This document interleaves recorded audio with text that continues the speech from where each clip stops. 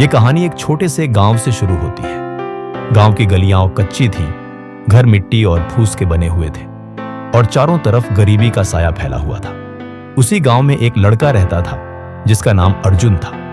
अर्जुन के पिता एक गरीब किसान थे जो दिन रात खेतों में मेहनत करते, लेकिन उनकी मेहनत के बावजूद घर की हालत इतनी खराब थी कि 2 वक्त की रोटी जुटाना भी मुश्किल हो जाता था। माँ बीमार रहती थी, छोटे भाई बहन भूखे सो जाते थे और अर्जुन के पास न ढंग के कपड़े थे और न ही पढ़ाई के साधन। उसके पैर में पड़े चप्पल भी फटे हुए थे, लेकिन उसकी आंखों में सपने बड़े थे। अर्जुन अक्सर आसमान की ओर देखता और सोचता कि क्या कभी ऐसा दिन आएगा जब उसकी जिंदगी बदल जाएगी। उसका मन पढ़ाई में बहुत लगता था। गांव का मास्टर भी अक्सर कहता कि यह लड़का अगर मौका पाए तो बहुत आगे जाएगा, लेकिन गरीबी इतनी बड़ी दीवार थी कि हर सपना अधूरा लगता। गांव के बाहर एक पुराना बरगद का पेड़ था।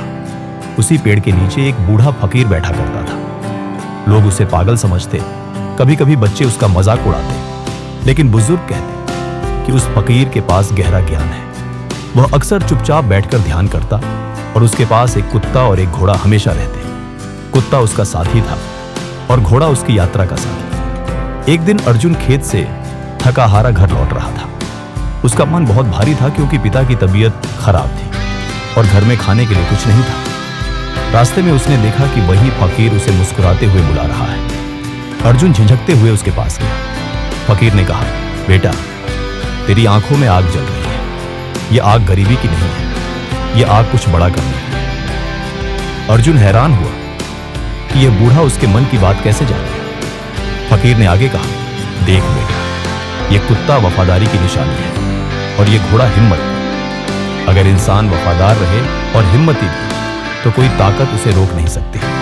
अर्जुन ने ध्यान से सुना। फकीर ने उसकी आंखों में गहराई से झांका और कहा, तेरे पास सब कुछ है, बस तू मेहनत और सब्र कर। जीवन में अगर हार भी मिले तो उसे सबक समझना, न कि रुकावट। उस दिन के बाद अर्जुन ने ठान लिया कि वह अपनी जिंदगी बदलेगा। उसने हर सुबह सूरज निकलने से पहले खेतों में दौड़ना शुरू किया ताकि घोड़े जैसी ताकत आए।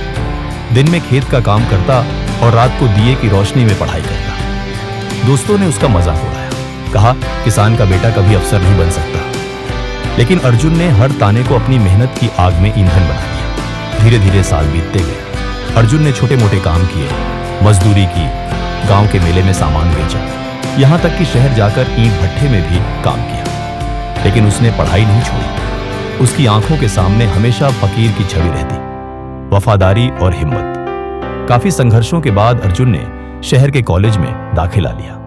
वहां भी पैसे की कमी थी। उसने ट्यूशन पढ़ाना शुरू किया, सुबह अखबार बांटता और रात में होटल में बर्तन धोता। कई बार उसे भूखा सोना पड़ता, लेकिन उसने हार नहीं मानी। कॉलेज में एक दिन प्रतियोगिता हुई, बिजनेस आइडिया प्रेजेंट करने की।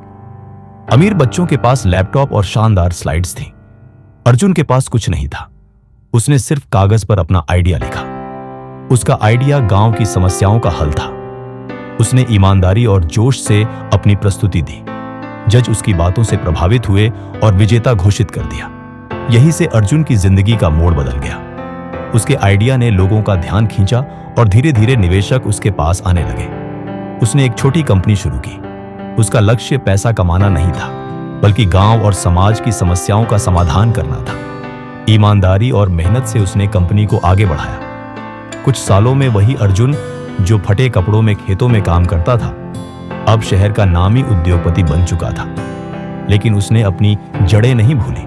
सबसे पहले उसने अपने गांव में एक स्कूल और अस्पताल बनवाया ताकि कोई बच्चा अनपढ़ न रहे और कोई मां दवा के बिना न मरे। उसने अपने पिता की खेती के लिए आधुनिक साधन उपलब्ध कराए और गांव वालों को रोजगार दिया। एक दिन जब अर्जुन गांव लौटा तो उसने फिर उस पुराने बरगद के नीचे फकीर को देखा, लेकिन इस बार फकीर ने कुछ नहीं कहा, बस मुस्कुराया। अर्जुन समझ गया कि उसकी मेहनत और वफादारी ने ही उसकी तकदीर बदली है। वह फकीर की नसीहत को अपने जीवन का सबसे बड़ा खजाना मानता रहा। नैतिक शिक्षा, मॉरल ऑफ द स्टोरी।